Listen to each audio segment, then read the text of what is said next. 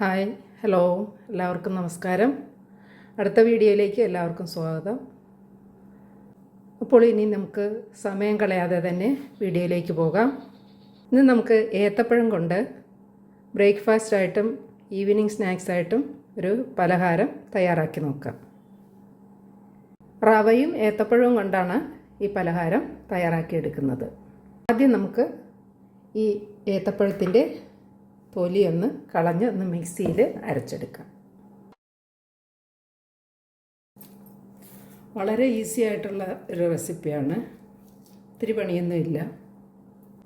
ഈ ഏത്തപ്പഴം കാണുമ്പോഴും നമുക്ക് കളയണമെന്ന് തോന്നും, പക്ഷേ നല്ല ഹെൽത്തി ആയിട്ടുള്ള ഒരു റെസിപ്പി നമുക്ക് തയ്യാറാക്കിയെടുക്കാം. ഇനി നമുക്കിത് ഒന്ന് അരച്ചെടുക്കാം.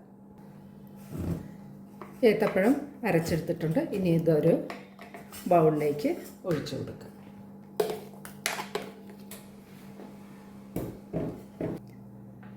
ഇനി ഇതിലേക്ക് റവ ചേർത്ത് കൊടുക്കാം. കുറേശ്ശെയായിട്ട് ചേർത്ത് കൊടുക്കാം. 1 കപ്പ് റവ എടുത്തിട്ടുണ്ട്. 3 ഏത്തപ്പഴം എടുത്തിട്ടുണ്ട്. പഞ്ചസാര ചേർത്ത് കൊടുക്കാം. 5 ടേബിൾ സ്പൂൺ പഞ്ചസാര എടുത്തിട്ടുണ്ട്.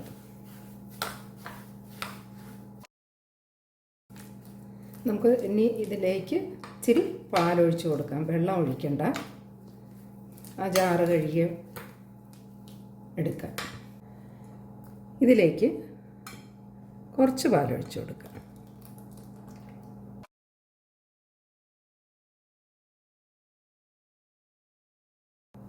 ഇതിലേക്ക് ഒരല്പം ഉപ്പ് ചേർത്ത് കൊടുക്കാം. ഏലക്ക പൊടിച്ചതിൽ 1/4 ടീസ്പൂൺ ബേക്കിംഗ് സോഡ കൂടി ഇട്ടിട്ടുണ്ട്. കുറച്ച് ടൂട്ടി ഫ്രൂട്ടി ഇട്ട് കൊടുക്കാം. കുറച്ച് നമുക്ക് ഗാർണിഷ് ചെയ്യാനും കൂടെ വെച്ചേക്കാം.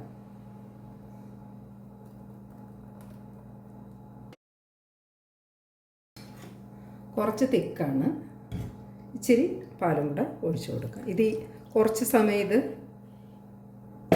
റെസ്റ്റ് ചെയ്യാൻ വയ്ക്കണം. 1 ടേബിൾ സ്പൂൺ നെയ്യും കൂടെ ഇട്ട് കൊടുക്കാം.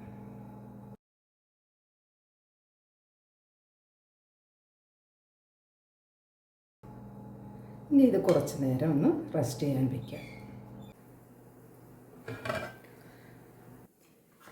ഇനി ഇത് നമുക്ക് സ്റ്റീൽ പാത്രത്തിലേക്ക് ഒഴിച്ച് വെച്ച് സ്റ്റീം ചെയ്തെടുക്കാം. സ്റ്റീൽ പാത്രം എടുത്തിട്ടുണ്ട്. ഇതിലേക്ക് ഇച്ചിരി നെയ്യ് അല്ലെങ്കിൽ വെളിച്ചെണ്ണ ചെറുതായിട്ടൊന്ന് തൂക്കി കൊടുക്കാം. പാത്രത്തിലേക്ക് ഒഴിച്ചു കൊടുക്കാം.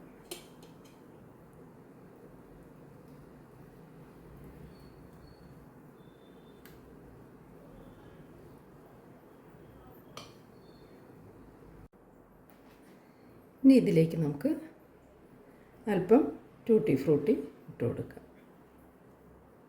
മുകളിലേക്ക് ഒരു കളർഫുൾ ആയിക്കോട്ടെ.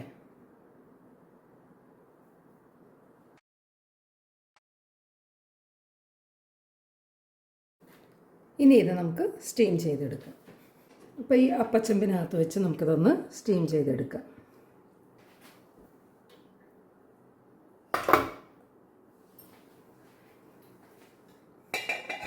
മൂടി വയ്ക്കാം.